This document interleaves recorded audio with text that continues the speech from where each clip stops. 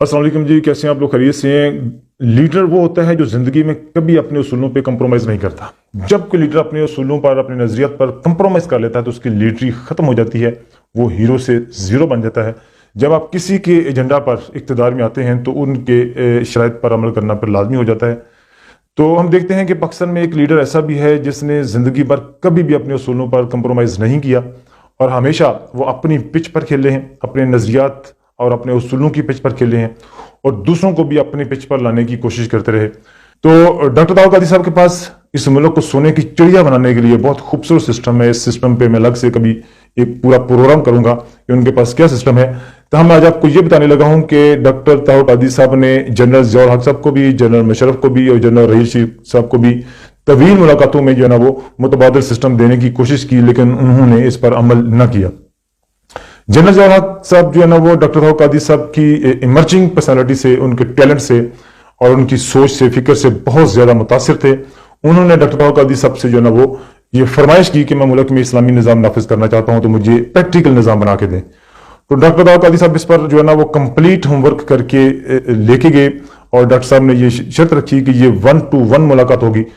Governor house Lahore में इस मुलाकात का एहतमाम किया गया और इस मुलाकात के दौरान गवर्नर पंजाब जनाब मखदूम कुरैशी साहब को भी जो है ना वो उठ के बाहर जाना पड़ा। तो डॉक्टर दाऊद कादी साहब ने जनरल ज़ियाउल हक साहब से 3.5 घंटे मुलाकात की। इन 3.5 घंटों में उन्होंने सिस्टम को मैक्रो और माइक्रो लेवल तक जो है ना वो पूरा ब्रीफ किया, लेकिन उन्होंने एक कंडीशन रखी कि ये सिस्टम जो है, कुछ चेहरे ऐसे हैं जो वो उस वक्त भी समझते थे कि उनकी डोरें जो है ना वो ऊपर से हिलती हैं, ऊपर से आप समझ गए होंगे। तो जब तक ये लोग आपके इर्द गिर्द जमा हैं, ये कभी भी इस सिस्टम को इंप्लीमेंट नहीं होने देंगे। तो आप पहली कंडीशन ये रखी डॉक्टर साहब ने कि आप जो है ना वो ये वाले जो अफराद हैं इनको रिप्लेस करें इन लोगों के साथ। जो लोग डॉक्टर साहब ने सुजेस्ट किए उनका कोई डॉक्टर साहब की तहरीक से कोई ताल्लुक नहीं था, लेकिन वो पाकिस्तान में बड़े महादमाग लोग थे, बड़े सुपर ब्रेन थे और बड़े एक्सपर्ट थे अपने अपने फील्ड के। तो डॉक्टर साहब ने कहा कि इन लोगों के साथ अगर आप रिप्लेस नहीं करेंगे तो मैं ये फाइल आपके हैंडओवर नहीं करूंगा। तो जनरल ज़ियाउल हक साहब ने जो है ना वो बिल्कुल वाज़ेह तौर पे कह दिया कि मैं इन लोगों को रिमूव नहीं कर सकता। तो डॉक्टर साहब ने माजरत कर ली कि मैं आपको फाइल भी नहीं दे सकता। तो वहीं से उठ के जो है ना वो डॉक्टर साहब जो है ना वो बाहर आ गए। फिर बाद में उसी मुलाकात में जनरल ज़ियाउल हक साहब ने इस खदशे का इज़हार किया कि कहीं ये शख्स जो है ना वो पॉलिटिक्स में ना आ जाए, कल को कहीं ये इस मुल्क में कोई इनकलाब अपना कर दे। यानी कि जनरल ज़ियाउल हक साहब भी डॉक्टर दाऊद कादी साहब के टैलेंट से और उनके इनकलाबी नजरिया से बहुत ज़्यादा खौफ थे। तो उन्होंने डॉक्टर दाऊद कादी साहब को स्ट्रीमलाइन करने के लिए, अपनी कैबिनेट का हिस्सा बनाने के लिए उनको बहुत सारी ऑफर्स की। उनको वजीर तलीम बनाने की भी ऑफर की, उनको वजीर कानून बनाने की ऑफर की, उनको जो है ना वो काजी जो कोर्ट उन्होंने शुरू की उसका चेयरमैन बनाने की भी ऑफर की, उनको सफीर की भी ऑफर की। लेकिन डॉक्टर दाऊद कादी साहब ने तमाम ऑफर जो है ना वो शुक्रिया के साथ ठकरा दी। उसके बाद जनरल मुशर्रफ की तरफ हम आते हैं। जनरल मुशर्रफ को जो 7 पॉइंट एजेंडा जो फाइनल किया था, उस एजेंडे को फाइनल करने में सबसे ज्यादा जो कंट्रीब्यूशन थी वो डॉक्टर दाऊद कादी साहब की थी। और डॉक्टर दाऊद कादी साहब से जनरल परवेज मुशर्रफ ने भी कई घंटों पर मुश्तमिल मुलाकात की और उनके कुछ दूसरे जनरल्स ने भी इनसे 2-2, 3-3 घंटे की कई नशिस्तें की एक नए सिस्टम को इंप्लीमेंट करने के हवाले से। लेकिन अफसोस कि वो जो 7 पॉइंट एजेंडा था उसमें सबसे इंपॉर्टेंट पॉइंट जो था, आपको याद होगा, वो अकाउंटेबिलिटी थी। लेकिन जनरल मुशर्रफ साहब जब अपने इस बुनियादी पॉइंट से ही मुकर गए तो डॉक्टर दाऊद कादी साहब जो है ना वो जनरल मुशर्रफ के खिलाफ हो गए। और आपको याद होगा कि उस वक्त MMA बनाई गई थी। वो जो MMA गिवन एजेंडे पे बनाई गई थी और बाद में उसका वजूद ही खत्म हो गया, कहीं वो MMA नजर नहीं आई। वो गिवन एजेंडा पहले डॉक्टर दाऊद कादी साहब के सामने पेश किया गया था कि भाई ये एजेंडा है, हम आपको जो है कौमी असम्बली में आपको इतनी नशिस्तें भी देते हैं, लेकिन इस एजेंडे पर साइन करके आना पड़ेगा। अगर डॉक्टर दाऊद कादी साहब उस एजेंडे पर साइन कर देते तो ऊपर वालों को भी इतराज नहीं था, क्योंकि जब आप गिवन एजेंडे पर साइन कर देते हैं तो फिर आप किसी दूसरे के मुलाजिम बन के आ रहे होते हैं, फिर आप अपनी इंडिपेंडेंट, अपनी अलग से शिनाख्त जो है ना आपकी खत्म हो जाती है। लेकिन डॉक्टर दाऊद कादी साहब ने माजरत की, उन्होंने कहा जी मैं अपने जोरे बाजू से ही इलेक्शन लड़ूंगा, चाहे मुझे एक सीट ही क्यों ना मिले। तो डॉक्टर दाऊद कादी साहब ने आपको आप जानते हैं लाहौर में NA 127 में उन्होंने जो है ना वो एक सीट जीती और उस सीट से भी उन्होंने जो है कौमी असम्बली से रिजाइन करके बाहर आ गए। उन्होंने कीनली ऑब्जर्व किया, सिस्टम को क्लोजली वॉच किया اور دیکھا انہوں نے جو 100 صفحات پر مشتمل جو 4 شیٹ لگائی ریزائن دیتے ہوئے، اس میں انہوں نے واضح طور پہ لکھا کہ پاکستان کی جو قومی اسمبلی ہے، یہ جو ادارے ہیں، یہ غلاموں کا اڈا ہے اور ان کی غلامی کی جو ڈوریں ہیں وہ اوپر ہیں، کہیں اور سے ہلتی ہیں۔ اور انہوں نے یہ بھی لکھا اس میں کہ قومی اسمبلی میں جتنی بھی قانون سازی ہوتی ہے وہ ساری کی ساری قانون سازی یہ جو سرمایہ دار ہیں، یہ جو جاگیردار ہیں، فوجی ڈکٹیٹرز ہیں اور یہ بڑی اشرافیاز اور مافیاز جو ہیں، ان کے مفادات کے تحفظ کے لیے قانون سازی ہوتی ہے، غریب کے لیے کسی قسم کی کوئی قانون سازی نہیں ہوتی۔ تو لہٰذا جنرل پرویز مشرف نے بھی ڈاکٹر طاہر القادری صاحب کو دھوکہ دیا اور ان کا متبادل سسٹم پر جو ہے نا انہوں نے امپلیمنٹ کیا اور اس سے واضح طور پہ جو ہے نا وہ مکر گئے۔ ایون کہ اکاؤنٹیبلٹی ایک بہت بڑا وعدہ کیا تھا کہ ہم جو ہے نا اکاؤنٹیبلٹی کریں گے اور چھاننی لگائیں گے اور سٹین کریں گے، ہم جو پڑھے لکھے لوگ ہیں،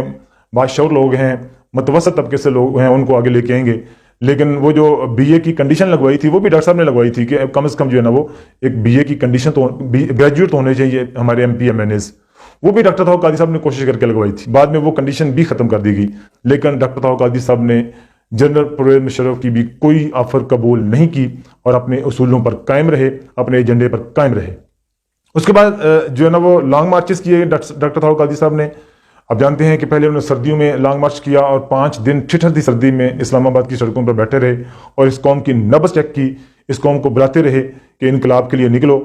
تو یقیناً ان کے جو جتنے کارکن بھی وہاں پہ جمع تھے اتنے کارکنوں سے انقلاب نہیں آتے، انقلاب کے لیے پوری قوم کو نکلنا پڑتا ہے اور انٹرنیشنل جو کمیونٹی ہے، جو باقی ممالک ہیں، ان کو جو ہے نا وہ ویلٹ انقلاب تسلیم کروانے کے لیے پوری قوم کو اس میں پارٹیسپیٹ کرنا پڑتا ہے۔ تاہم انہوں نے قوم کی نبض کو چیک کیا، لیکن قوم نے جو ہے نا وہ صرف دوائیں تو دیں لیکن پریکٹیکلی جو ہے نا وہ گھروں سے نہیں نکلے۔ وہ ان کی نظر بھانپ گئی تھی کہ اگر ہم نیکسٹ سٹیپ اٹھاتے ہیں تو جو قوم کی کنڈیشن ہے، جو کیفیت ہے، ہمارے اگر 10,000 کارکنوں کی لاشیں بھی گر گئیں تو یہ قوم لاشیں اٹھانے کے لیے بھی نہیں نکلے گی۔ لہٰذا انہوں نے جو ہے نا وہ اپنا جو ریفارمز کا جو ایجنڈا تھا اس کے اوپر انہوں نے حکومت وقت کے ساتھ، بلکہ حکومت وقت کو انہوں نے کنٹینر میں طلب کر لیا۔ سب جانتے ہیں کہ اس حکومت کے جو میجر ریپریزنٹیٹیو تھے وہ سبھی کنٹینر میں گئے اور ڈاکٹر طاہر القادری صاحب نے ایجنڈے پر سائن کروائے۔ وہ الگ بات ہے، بعد میں حکومت مکر گئی، اس ایجنڈے پر عمل نہیں کیا، لیکن ڈاکٹر طاہر القادری صاحب اپنی کاوش میں، اور ایک بڑی میں یہ سمجھتا ہوں کہ پاکستان کی تاریخ میں سب سے سمارٹ پولیٹیکل موومنٹ تھی، انٹرنس بھی اور ایگزٹ بھی،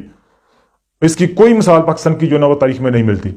تو ڈاکٹر طاہر القادری صاحب جو ہے نا اپنے مشن میں سرخرو ہوئے، انہوں نے ریفارمز کے ایجنڈے پر سائن کروائے، بعد میں حکومت نے اس پر عمل نہیں کیا اور قوم کی نبض بھی چیک ہو گئی کہ قوم ابھی جو ہے نا وہ انقلاب کے لیے یا اس سسٹم کے خلاف ٹکرانے کے لیے ابھی تیار نہیں تھی۔ اس کے بعد پھر انہوں نے ایک اور لانگ مارچ کیا اور 70 دنوں کا جو ہے نا وہ اسلام آباد کی سڑکوں پر دھرنا دیا۔ یہ بھی تاریخ میں سنہری حروف میں لکھا جائے گا کہ ان کے کارکنوں نے، پوری فیملیز نے اپنے کاروبار، گھر بار، اپنی جاب چھوڑ کے، اپنے گھروں کی چیزیں بیچ کے جو ہے نا اسلام آباد کی سڑکوں پر بیٹھے رہے اور سیسا پلائی ہوئی دیوار بن کے بیٹھے رہے اور ہر روز اس قوم کو بلایا کہ اس سسٹم کے خلاف اگر آپ تبدیلی چاہتے ہیں، اپنی قسمت کو بدلنا چاہتے ہیں، اپنا مقدر بدلنا چاہتے ہیں، تو پھر اس سسٹم کے خلاف جو ہے نا وہ آپ کو نکلنا پڑے گا، اس کے خلاف بغاوت کرنا پڑے گی۔ مگر افسوس کہ ان 70 دنوں میں بھی قوم کے کان پہ جو ہے نا وہ جون تک نہ رینگی اور قوم ٹس سے مس نہ ہوئی۔ تو ڈاکٹر طاہر القادری صاحب نے جنرل رحیل شریف صاحب کے ساتھ بھی 3.25 گھنٹے کی ملاقات کی۔ تو ڈاکٹر طاہر القادری صاحب نے اس 3.25 گھنٹے کی ملاقات میں جو ہے نا کمپلیٹ سسٹم جو ہے نا وہ دے دیا اس ملک کو اپ گریڈ کرنے کے لیے۔ خیر، ڈاکٹر طاہر القادری صاحب نے جو ہے نا وہ گیون ایجنڈے پر نہیں آئے، لیکن باقی آپ سمجھتے ہیں کہ وہاں پہ ایک اور بھی سیاسی لیڈر تھا، لیکن جب پھر آپ گیون ایجنڈے پر جو ہے نا وہ اقتدار پر آتے ہیں، اپنے اصولوں کو چھوڑ کر، اپنے نظریاتی کارکنوں کو چھوڑ کر، تو پھر آپ کو گیون ایجنڈے پر عمل کرنا پڑتا ہے۔ بعد میں آپ شکایت کرنا پھر میں سمجھتا ہوں کہ بیجا ہے کہ مجھے کچھ کرنے نہیں دیا گیا، میرے ہاتھ پاؤں بندھے ہوئے تھے۔ تو جب آپ گیون ایجنڈے پر جائیں گے تو پھر ظاہر ہے ہاتھ پاؤں پھر ان کے مطابق چلتے ہیں جو آپ کو اقتدار میں لے کے آتے ہیں۔ خیر، اس موقع پہ بھی ڈاکٹر طاہر القادری صاحب کو جو آفر کی گئی، وہ پریزیڈنٹ پاکستان بھی بن سکتے تھے۔ 20 سیٹوں کی پی ٹی اے کے ساتھ جو نا وہ آفر کی گئی، نیشنل اسمبلی کی 20 سیٹوں کی آفر کی گئی کہ کمبائن الیکشن لڑیں، لیکن پی ٹی اے کے ساتھ لانگ مارچ شروع کرنے سے پہلے یہ باقاعدہ ایگریمنٹ ہوا تھا کہ ہم الیکٹرل ریفارمز کے بغیر کسی بھی صورت میں جو ہے نا وہ الیکشن میں نہیں جائیں گے۔ لیکن فریق ثانی جو ہے نا وہ الیکشن میں چلا گیا الیکٹرل ریفارمز کے بغیر، اور جو حال اس کا ہو رہا ہے اب تک وہ پوری قوم دیکھ رہی ہے۔ اور ڈاکٹر طاہر القادری صاحب اس موقع پہ بھی جو ہے نا وہ سرخرو ہوئے اور انہوں نے کسی بھی جو ہے نا وہ قسم کا کوئی کمپرومائز نہیں کیا، اپنے اصولوں پر اور اپنے پروگرام پر ڈٹے رہے۔ وہ واحد لیڈر ہیں جنہوں نے اپنی جدوجہد کا آغاز ہی اس پوائنٹ سے شروع کیا تھا کہ ہماری جنگ کسی فرد واحد کے خلاف نہیں ہے، کسی سیاسی جماعت کے خلاف نہیں ہے،